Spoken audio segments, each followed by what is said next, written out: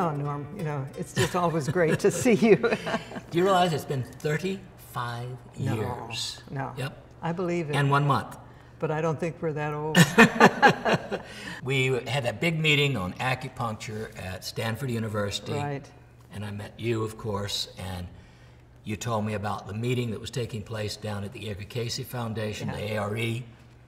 And that was the beginning of my broad interest in, well, what I would call comprehensive, and we later called holistic medicine.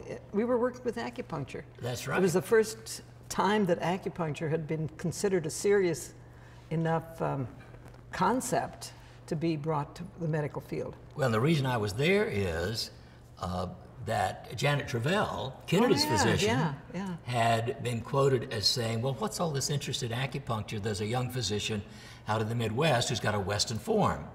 And Paul Dudley White wrote back to the committee and said they should invite me to speak because I knew more about it than he did. And you don't turn that down, of course. No. And from there it went on. Yeah.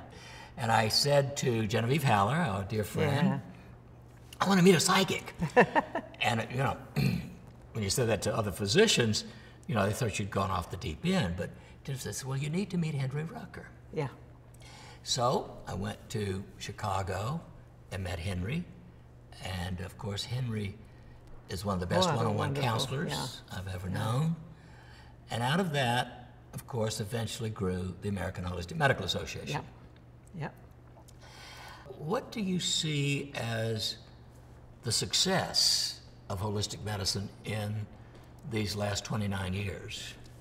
Well, you know, I have this little foundation, my little medical foundation, which started as a bridge between holistic and conventional medicine.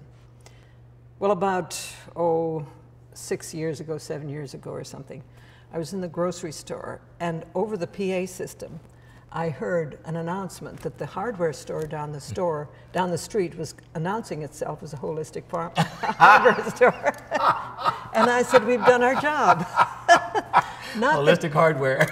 Not that people knew what holistic meant, but the word had become a household word. Exactly. As much as we fought over spelling it with an H or a W and all of that in the early days, still it had become that.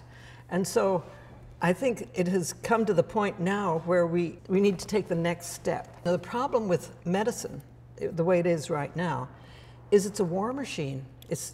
Everything that we do is killing. We kill bacteria, eradicate AIDS, eliminate diabetes.